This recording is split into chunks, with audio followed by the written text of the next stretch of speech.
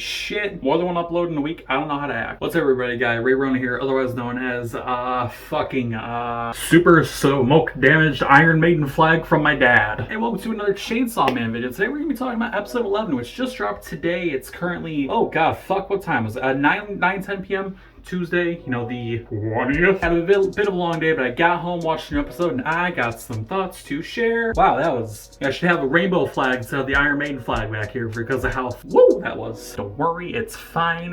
I'm these. Everything is okay. Now, getting on track here, let's talk about this new episode of Chainsaw Man, kind of bouncing off of what I said in my last video about Chainsaw Man being a theory about Makima.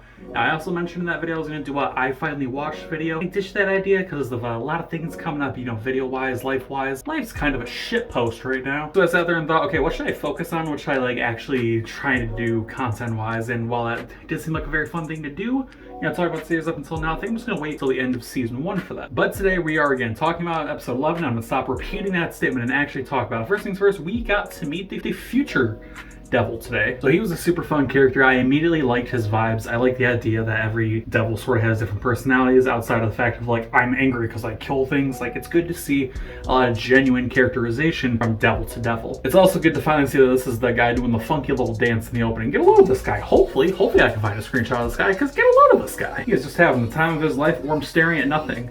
Or maybe it's a picture of a cat. Who knows? Editing is a mystery. And in the previous episode, or the end of it rather, and it's reiterated in the beginning of this one, that the people from the Kyoto division actually talked to Aki. They're like, hey, this guy's kind of got some steep prices. This dude, he can't fucking taste. This dude can't fucking see. This guy gets no bitches. Oh, fuck. Overall, this is one of the devils that you can tell takes a really high price whenever contract is struck. But this devil takes a look at Aki. He's like, all right, stick your head in my chest. Get inside me. Get inside me real quick. We're going to see what your future looks like, and I'm going to base my contract off of that, because that's just whole shtick, you know, future devil sees the future. So Aki's in there for a second. The devil starts to laugh, and he's like, nah, dude, just let me in there. Let me in your eye. I'm going to be your best friend. And Aki's like, of course, the devil's looking down at him like, oh, you're probably thinking that's all. Meanwhile, Aki's still just staring into his soul, just no emotion, just, my family's dead. And his whole reasoning for joining with Aki for a seemingly very low price is, and I quote, your death is gonna fucking rule. So that really brings into a question, are we gonna see Aki's death eventually has happened in the manga? Probably, but I'm only watching the anime, at least for a little bit. And it really makes you start to think, you know, this show really likes to say, fuck it, and just seemingly randomly kill people that seem to have a lot of weight within the story. I mean, see her? Gone. And speaking of devils, we actually got to see some other devils that were it was either the 4th division or the special division, I believe it was the 4th division, such as the Shark Devil, the Angel Devil, the Violence Devil, sorry, I almost called him the Plague Boy, and the very terrifying Spider Devil. Jesus fucking Christ. I hate it. I hate it so much. I really enjoyed how the basis of the mission that they're going on, along with Denji, Power, oh god, the guy who's training them, but whose name I forgot. That's unfortunate. I forgot his name. I'm stupid. And Aki, I love that this was basically just a real quick, like, hey, all these other people exist. Here's what they can do, super quick. All right, back to the main story. I like those kind of things in shows, especially in anime, because it gives you a quick idea of, hey, these other people do exist within the universe.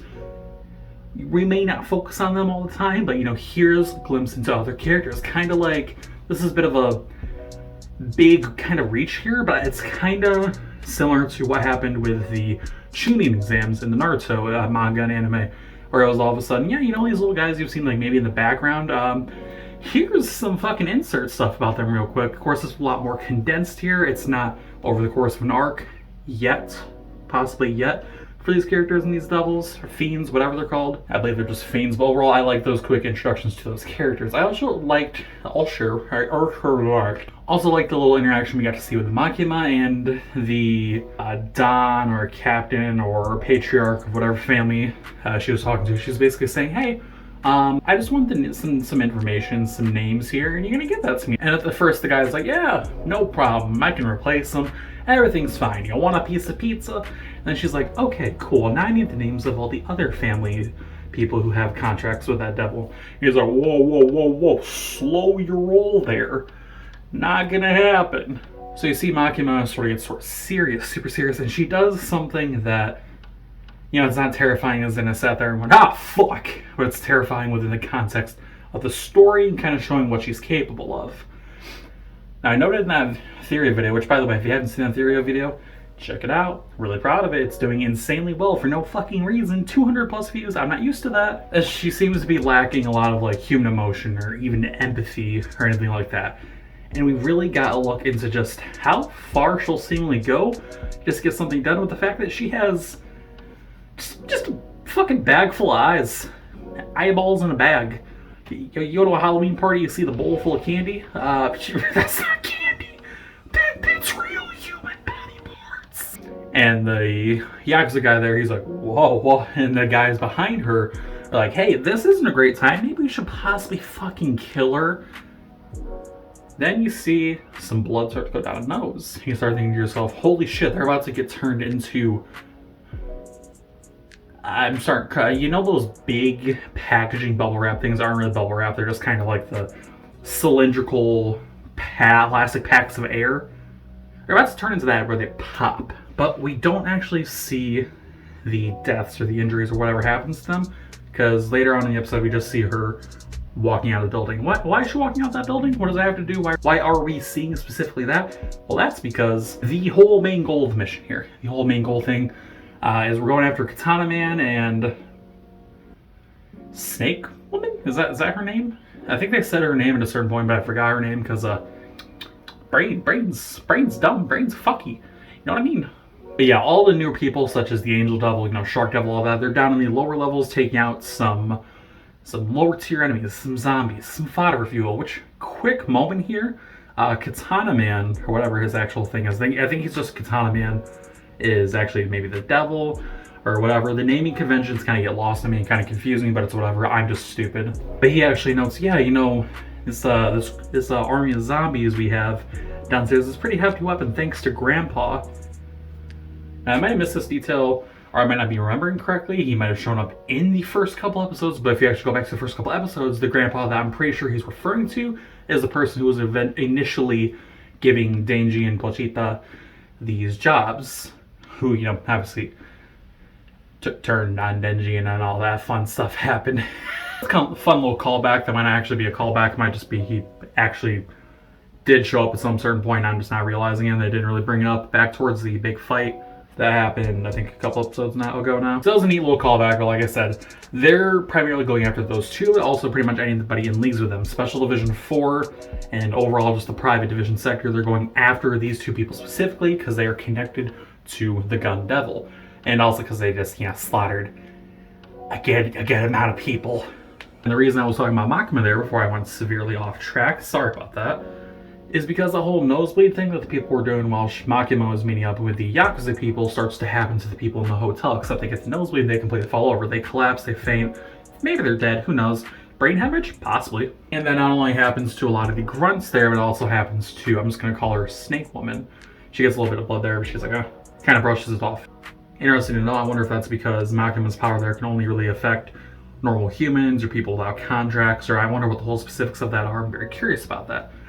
But Snake Woman is actually fighting Aki and seems to get the better of him, even though Aki supposedly got this crazy, stupid, powerful devil contract. Which, by the way, I'm kind of skeptical about.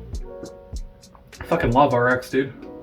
I'm kind of skeptical about his contract because, seemingly due to the weight of the contracts that this devil had with the other people in the division and just his overall, again, vibe, energy, powers, it seems like he'd be doing a lot more help to Aki than just like, hey, you can see a couple seconds into the future. That's about it. Sorry, Gov. Because the episode ends with Aki getting choked the fuck out, which really begs the question, is next episode going to roll around and all of a sudden Future Devil's like, okay, you're God now?